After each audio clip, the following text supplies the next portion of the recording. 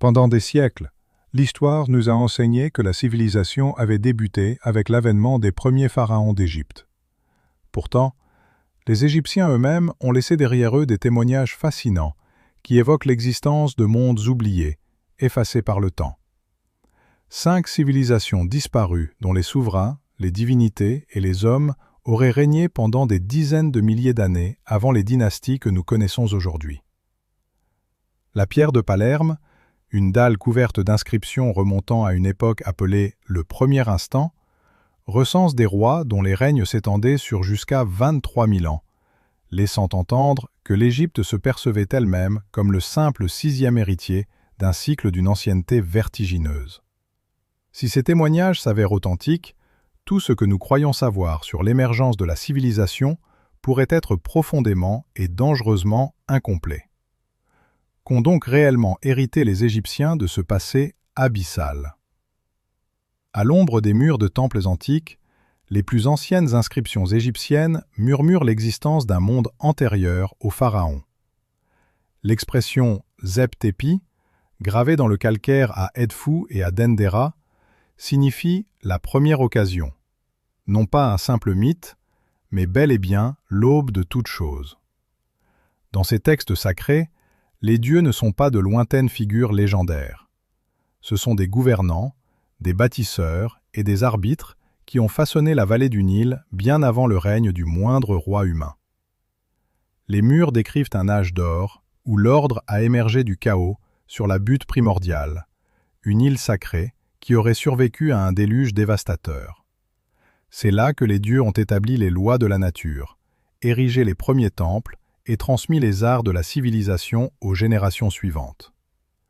La docteure Leila Saad, grande spécialiste de la traduction des textes muraux de l'Ancien Empire, consacre depuis des décennies le déchiffrement de ces lignes énigmatiques. Elle souligne que le Zep-Tepi n'est pas un récit unique, mais un thème récurrent qui traverse des siècles entiers d'écriture égyptienne, comme un fil invisible tissé à travers le temps.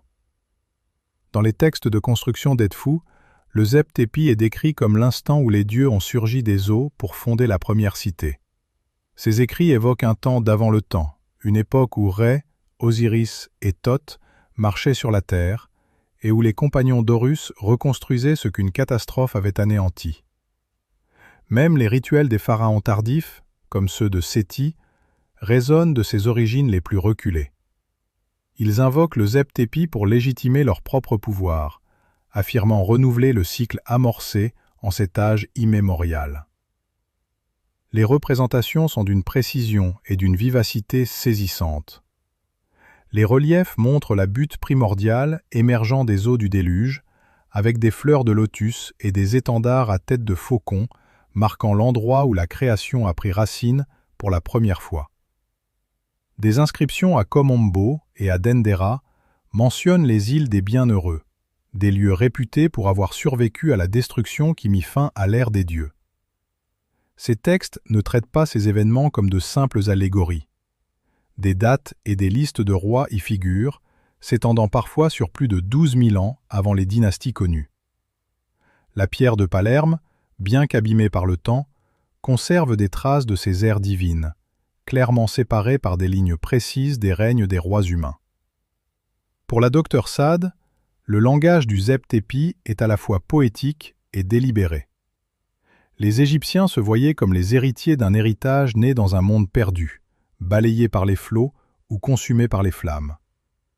Cette notion d'un temps profond, mesuré en cycles et en renouvellements successifs, a façonné l'ensemble de leur civilisation. La question qui demeure est de savoir si la moindre trace de cette époque disparue peut être retrouvée dans le registre physique ou si elle ne subsiste que dans la mémoire stratifiée de la pierre et du symbole. Une dalle abîmée de basalte noir, exhumée des sables près de Memphis en 1866, repose tranquillement au musée archéologique de Palerme. La pierre de Palerme, comme on la désigne aujourd'hui, renferme l'une des plus anciennes chroniques connues de la royauté égyptienne. Sa surface, gravée de rangées de hiéroglyphes, ne consigne pas seulement les exploits des premiers pharaons, mais quelque chose de bien plus déconcertant. Le récit de souverains qui, selon la pierre, aurait régné bien avant la première dynastie d'Égypte. Le professeur Marco Rinaldi, éminent spécialiste des annales égyptiennes, a consacré des années à reconstituer le parcours de cette pierre, depuis sa découverte poussiéreuse jusqu'à sa place dans les réserves du musée. Il attire l'attention sur le registre supérieur, où le texte, bien qu'en grande partie érodé, laisse entrevoir une lignée antérieure à toute histoire familière. Les premiers noms ne sont pas ceux d'hommes, mais d'êtres décrits comme des dieux et des esprits. Certains fragments mentionnent des souverains tels que Ptah et Rê, dont les règnes se mesurent non pas en décennies, mais en siècles, voire en millénaires. Les chiffres sont stupéfiants. Un compartiment recense plus de 900 ans sous un seul roi divin, tandis qu'un autre dresse la liste des compagnons d'Horus en tant que maison régnante. Les détails sont rares, mais l'intention est parfaitement claire. Pour les scribes qui les ont gravés, ces noms n'étaient pas de simples légendes, mais bien les premières entrées dans le registre officiel de l'Égypte. Le format de la pierre est méthodique et rigoureux. Chaque souverain se voit attribuer un nom, une durée de règne et une série de notations annuelles.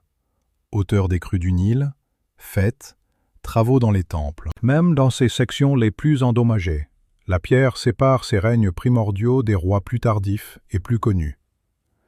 La frontière entre mythe et histoire se brouille, et pourtant les annales traitent les deux avec la même précision bureaucratique. Dans une bande encore lisible, le nom de Maat, déesse de l'ordre cosmique, apparaît avec ce qui semble être un règne d'une durée improbablement longue, bien que le chiffre exact ait été effacé par l'érosion. Rinaldi fait remarquer que pour les anciens Égyptiens, l'acte de consigner ces noms était une affirmation de continuité, un pont jeté entre un monde disparu et le présent vivant. La provenance de la pierre de Palerme est bien documentée. Après sa découverte dans les ruines de Memphis, elle passa entre les mains de collectionneurs italiens avant d'arriver à Palerme dans les années 1870. Rien ne laisse supposer une falsification ou une révision ultérieure. Les dégradations sont le seul fait du temps, non d'une censure délibérée. Cependant, la nature fragmentaire du registre pré-dynastique laisse une large place à la conjecture. Les épigraphistes dénombrent jusqu'à 15 noms partiels dans la section divine, bien que certaines traditions en revendiquent jusqu'à 23. Les règnes, là où ils sont lisibles, sont agrégés plutôt que détaillés, ce qui laisse penser que les rédacteurs travaillaient à partir de traditions plus anciennes, peut-être orales. Le style de la pierre, ses compartiments soigneusement délimités et ses hiéroglyphes précis, correspond à d'autres monuments de l'Ancien Empire, confirmant son authenticité en tant que document royal et non comme une invention tardive. Ce qui distingue fondamentalement la pierre de Palerme, c'est son insistance sur le fait que l'ère des dieux n'était pas un royaume mythique séparé, mais le véritable fondement de la royauté égyptienne. Les annales consignent ces souverains comme des faits réels, et non comme des fables, ancrant ainsi la mémoire du Zeptépi dans les fondations mêmes de l'État. Pour Rinaldi, c'est là que réside le cœur du mystère.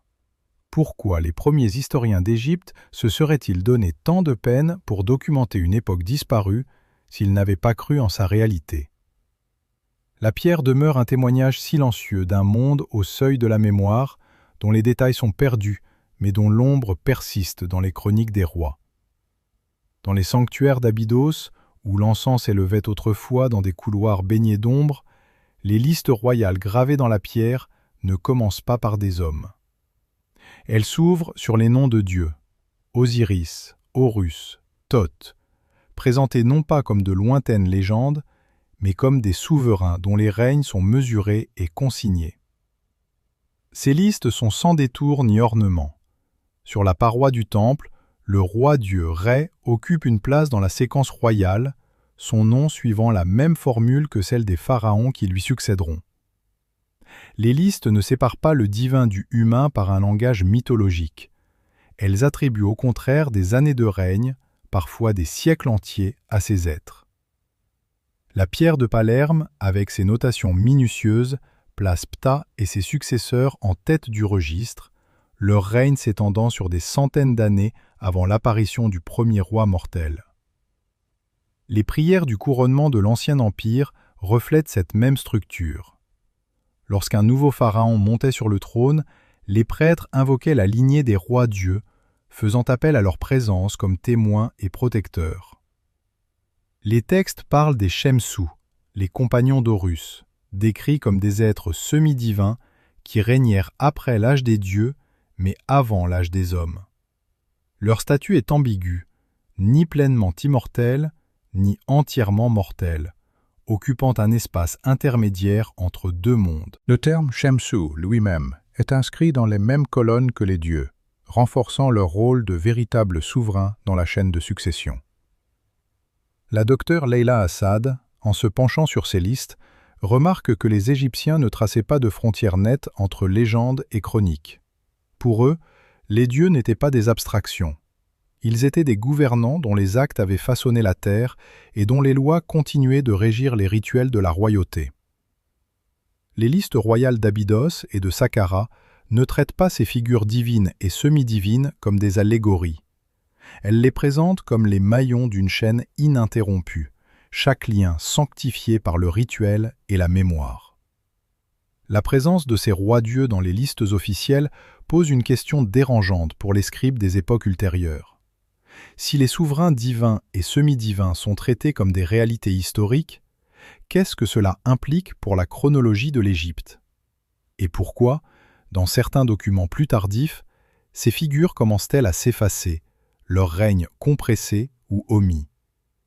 Les pierres et les papyrus conservent leur nom, mais la clarté de leur statut se brouille au fil des siècles. Pour les Égyptiens, le passé n'était pas un pays lointain, c'était un héritage vivant, écrit dans le langage des dieux et des rois à la fois. Le docteur Nasser Hassan se tient devant le canon royal de Turin, un fragile papyrus dont les colonnes promettaient autrefois de retracer l'intégralité de l'histoire égyptienne. Pourtant, dans les sections où devraient apparaître les rois les plus anciens, l'écriture se dissout dans le silence. Le papyrus est criblé de lacunes. Des espaces vides, où noms et années de règne s'évanouissent, remplacés par des fibres déchirées et de l'encre qui se dilue sur des zones désertes. Dans ces vides, l'histoire des origines de l'Égypte n'est pas simplement absente. Elle a été soigneusement obscurcie. Des analyses par imagerie multispectrale, menées par le docteur Hassan et son équipe, révèlent bien plus que l'usure des siècles. Sous une lumière spécialisée, le papyrus expose des traces de surancrage et de grattage dans les colonnes prédynastiques. Certaines entrées sont biffées, leurs contours à peine visibles sous une seconde couche d'encre. L'imagerie révèle des changements brusques d'écriture, comme si plusieurs scribes avaient travaillé de concert pour harmoniser le document. Colonne après colonne, des règnes entiers sont condensés ou effacés, laissant un vide de 800 ans entre les rois-dieux répertoriés et les premiers pharaons humains. Il ne s'agit pas d'une perte accidentelle de mémoire. C'est une révision délibérée et calculée de l'histoire. Les motivations derrière ces effacements ne sont pas difficiles à cerner. Les scribes ramessides qui ont copié le canon travaillaient à une époque obsédée par la continuité. Leur Égypte était une terre de royauté ininterrompue où la légitimité de chaque pharaon dépendait d'une filiation directe et claire remontant jusqu'aux dieux. Le moindre signe de chaos, de dynastie perdue ou de cycle de destruction aurait compromis ce récit fondateur. Les lacunes du canon de Turin ne sont pas aléatoires. Elles se concentrent précisément là où les souverains mythiques se fondent dans les rois mortels, là où les anciens cycles de montée et d'effondrement auraient compliqué l'image d'une Égypte éternelle et unifiée. Les découvertes du docteur Hassan remettent en question la version officielle. L'imagerie démontre que ces lacunes ne résultent pas uniquement de la dégradation naturelle. Les sections surancrées et les fibres grattées apparaissent précisément là où la chronologie devient la plus incertaine. En certains endroits, le papyrus laisse transparaître de feintes traces de noms et de chiffres dynastiques sous les retouches ultérieures. Les siècles effacés ne disparaissent pas sans laisser de traces. Ils laissent derrière eux un résidu, un palimpseste de monde perdu. Les données compilées par l'équipe de Hassan suggèrent que jusqu'à 8 siècles d'histoire prédynastique pourraient avoir été compressés ou omis, créant ainsi une surface lisse par-dessus ce qui fut autrefois un passé fragmenté. Ces découvertes soulèvent des questions troublantes. Si les listes royales officielles ont été façonnées par des impératifs politiques, quelle part de l'histoire profonde de l'Égypte a été perdue au profit d'omissions délibérées? Le conflit entre l'héritage mythique du Zeptépi et le récit impérial d'un pouvoir ininterrompu se joue dans chaque nom manquant, dans chaque espace effacé. Pour le docteur Hassan, la seule voie à suivre est de chercher des preuves au-delà des textes, des traces de ces civilisations perdues qu'aucun pinceau ni aucune plume ne peut effacer. La quête des véritables origines de l'Égypte se déplace désormais du papyrus à la pierre, du registre écrit au sol lui-même. Aux confins du désert occidental, des rangées de pierres antiques émergent du sable en formation silencieuse. Nabta Playa, datant d'environ 7000 ans avant notre ère, abrite un cercle mégalithique aligné sur le solstice d'été. Des échantillons de charbon enfouis sous ces pierres et analysés en laboratoire par datation radiocarbone confirment une construction entre 6800 et 6400 avant notre ère. L'orientation précise du cercle vers le soleil levant et la Voie lactée témoigne d'une maîtrise astronomique qui précède les pyramides de plusieurs millénaires. Les archéologues ont patiemment fouillé les sédiments, mettant au jour des foyers et des sépultures de bovins disposés selon des schémas réfléchis, les signes d'une société s'organisant autour des cycles célestes bien avant les premiers rois du Nil. Plus au nord, les tombes les plus anciennes de Saqqara révèlent une ingénierie qui défie toute idée d'origine rudimentaire. Le Mastaba I, construit vers 3100 avant notre ère, s'étend sur 40 mètres de longueur. Ces murs, alignés à quelques centimètres près vers le nord véritable, sont construits à partir de dizaines de milliers de briques de boue, chacune posée avec la précision d'un architecte accompli. Les plafonds constellés d'étoiles de la tombe et ses chambres funéraires profondes révèlent un bond soudain dans l'organisation sociale. Des échantillons radiocarbone prélevés dans le remblai de la tombe datent sa construction à l'aube de la première dynastie. Pourtant, aucune progression graduelle des techniques n'apparaît dans les couches archéologiques situées en dessous. À Gizeh, le sphinx fixe l'horizon oriental, son corps marqué de fissures profondes. Des géologues comme Robert Schoch soutiennent que les configurations d'altération visibles sur ses flancs calcaires ne peuvent s'être formées que sous l'effet de pluies torrentielles, un climat que l'on ne retrouve qu'entre 7000 et 5000 avant notre ère. Cette affirmation controversée, étayée par des analyses d'érosion mais contestée par les égyptologues traditionnels, laisse entrevoir une phase d'activité monumentale encore plus ancienne. Pris ensemble, ces sites remettent en cause l'idée que la civilisation égyptienne soit apparue toute formée avec les premiers pharaons. Les témoignages de la pierre, du sol et des étoiles pointent vers un héritage de savoir et d'organisation qui précède le registre écrit, une mémoire silencieuse enfouie dans la terre elle-même. Dans les cryptes souterraines de Dendera, des inscriptions parlent du temps comme d'une roue, et non d'une ligne droite. Les textes décrivent 9 grands cycles, des âges de création et d'effondrement, chacun se terminant dans le chaos avant d'être suivi d'un renouveau. Les Shemsou, ou compagnons d'Horus, y apparaissent comme des agents de restauration, reconstruisant après le déluge qui avait emporté le monde des dieux. Ces récits ne sont pas présentés comme de lointains mythes. Ils sont rédigés comme une mémoire codée, un témoignage de destruction et de renaissance qui a forgé l'identité égyptienne à travers les siècles. La docteure Maya Patel, mythologiste comparatiste, s'intéresse à la doctrine des cycles inscrite sur les parois du temple. Elle explique comment les Égyptiens se considéraient comme vivant dans le 6e âge, héritiers de 5 mondes disparus. En ces termes, les Égyptiens ne se voyaient pas comme les premiers, mais comme les derniers. Leur civilisation était le dernier maillon d'une chaîne qui remontait jusqu'aux ténèbres les plus profondes du temps. Les textes de Dendera décrivent chaque âge comme distinct, mais régi par le même modèle fondamental. L'ordre surgissant du désordre, le savoir sauvé des décombres de la catastrophe. La croyance au cycle est bien plus qu'un simple récit. C'est un avertissement. Les Égyptiens accomplissaient des rituels pour préserver Maat, l'équilibre cosmique, redoutant que la négligence n'accélère la fin de leur propre âge. Le livre de la vache céleste, retrouvé dans des tombes royales, raconte une époque où l'humanité faillit être entièrement anéantie, sauvée uniquement par une intervention des dieux. Dans cette vision du monde, l'histoire est fragile, toujours au bord du précipice.